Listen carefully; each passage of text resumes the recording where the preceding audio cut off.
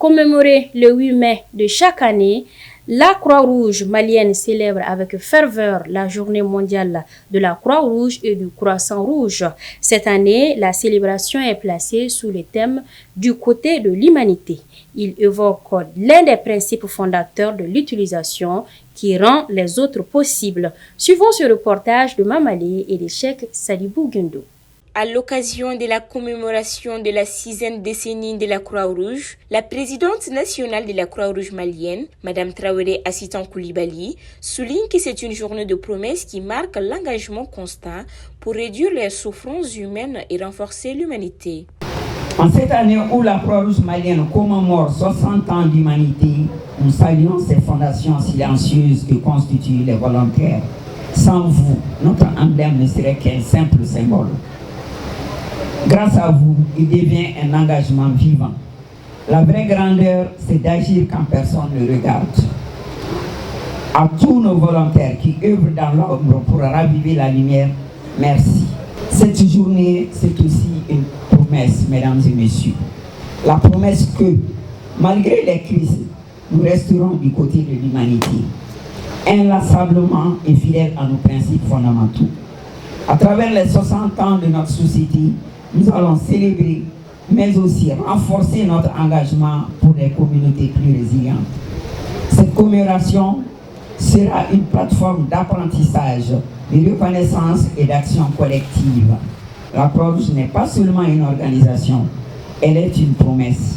Une promesse que, face à l'indifférence, nous choisirons toujours l'engagement et l'humanité. Que, dans le tumulte, notre neutralité restera un phare. Et que même dans les ténèbres, notre humanité continuera d'éclairer le chemin de l'espoir. Du côté de l'humanité, là où tout est encore possible, parce que c'est là que se trouve l'espoir. En plus d'être une organisation, la Croix-Rouge mène également des actions de solidarité au profit des personnes vulnérables. Depuis 6 décennies, la Croix-Rouge malienne s'inscrit en droite ligne des efforts des plus hautes autorités de notre pays dans la santé et l'humanitaire. Elle œuvre avec courage, constance à l'amélioration du cadre de vie des populations les plus vulnérables. Ces actions s'intègrent pleinement dans la mise en œuvre des politiques de développement sanitaire, économique et social, qui est vraiment une boussole pour notre ministère. La Croix-Rouge malienne n'est pas un partenaire parmi d'autres. Elle constitue un pilier. Un pilier dans notre stratégie nationale de développement social, un pilier dans notre réponse aux vulnérabilités croissantes, un pilier dans la consolidation de la cohésion sociale, de la solidarité, de la dignité humaine dans les régions les plus inaccessibles. Je voudrais ici rendre hommage au courage, à la neutralité et au professionnalisme démontré par cette institution, présente là où les urgences sont discrètes, là où l'État intervient, mais requiert des relais solides à l'image de tous ces volontaires dévoués. De Kidal à Tinzaouaten, de Gao à Menaka, les volontaires de la Croix-Rouge sont là. Partout où nous allons, nous les retrouvons. Avec peu de moyens, mais une foi inébranlable. Ils tendent la main là où d'autres hésitent avec plus de moyens. Disposant d'un plan de contingence en lien avec les inondations, la Croix-Rouge anticipe les catastrophes qui peuvent avoir lieu à travers les prépositionnements qu'il mène, mais surtout les activités de relèvement de ces populations concernées. Animés par un réseau de 10 200 volontaires, les volontaires de la Croix-Rouge malienne mènent des actions liées à la santé sur toute l'étendue du territoire. La Croix-Rouge malienne est animée par un réseau de 10 200 volontaires sur toute l'étendue du territoire. Il constitue l'épine dorsale des actions humanitaires de la Croix-Rouge parce que c'est des personnes qui ont décidé de leur propre gré de donner une partie de leur temps, mais aussi de leurs ressources pour venir en aide et en assistance à leurs prochains Et ce sont ces personnes-là qui, effectivement, constituent l'ossature de l'action humanitaire sur toute l'étendue du territoire malien. Les volontaires de la Croix-Rouge malienne font toutes les activités de la Croix-Rouge, des activités en lien avec la santé, des activités en lien avec la préparation et la gestion des catastrophes, des activités en lien avec la sécurité alimentaire et la nutrition, des activités en lien avec la protection de l'environnement et du cadre de vie, mais aussi du renforcement institutionnel et organisationnel des organisations communautaires à la base et des populations. Donc toutes ces activités-là, toutes ces actions sont menées par des volontaires de la Croix-Rouge du Mali. Vous savez que la Croix-Rouge dispose d'un grand réseau de membres et nous avons un plan de contingence en lien avec les inondations. Et ce plan de contingence, effectivement, nous permet non seulement de minimiser les impacts des inondations, mais aussi lorsque les inondations arrivent, de faire en sorte que les populations maîtrisent la gestion, mais aussi nous, en tant qu'organisation humanitaire, nous minimisons l'impact de ces inondations-là à travers les prépositionnements que nous faisons, à travers les actions anticipatoires que nous menons, mais aussi à travers la réponse et la résilience, le développement de la résilience à travers les activités de relèvement de ces populations. La Croix-Rouge abrite, nourrit et apporte du réconfort aux personnes touchées par des catastrophes. Fournit environ 40% en dons de sang dans le pays, enseigne des compétences qui sauvent des vies, distribue l'aide humanitaire internationale. Elle protège et relève sans condition les personnes en situation de vulnérabilité et construit avec elles leur résilience. L'Américain Robert Francis Prevost est devenu le nouveau pape sous le nom de Léon XIV. C'était ce jeudi 8 mai 2025 à la chapelle de Sixtine. C'est une première dans l'histoire américaine. L'homme de 69 ans célébrera sa première messe ce vendredi, au cours de laquelle ses paroles et ses gestes seront attentivement observés. Amadoun Oumar nous explique. Le cardinal Robert Francis Prevost est devenu le nouveau pape. C'était ce jeudi 8 mai 2025 à la chapelle de Sixtine sous le nom de Léon XIV. Âgé de 69 ans, il est d'origine espagnole et le premier pontife des États-Unis.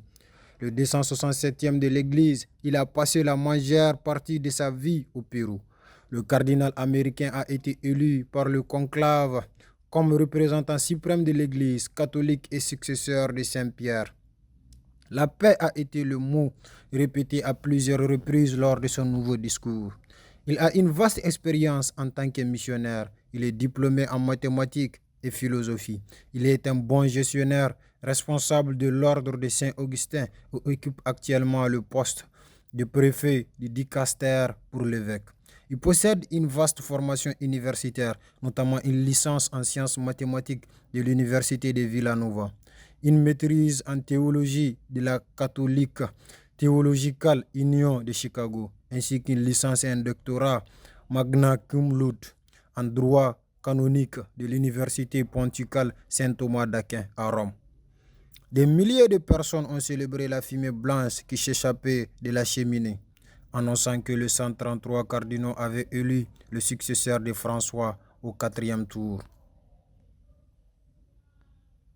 La Russie a célébré ce vendredi 9 mai 2025 le 80e anniversaire de la défaite de l'Allemagne nazie lors de la Seconde Guerre mondiale avec un imposant défilé militaire à la Place Rouge à Moscou.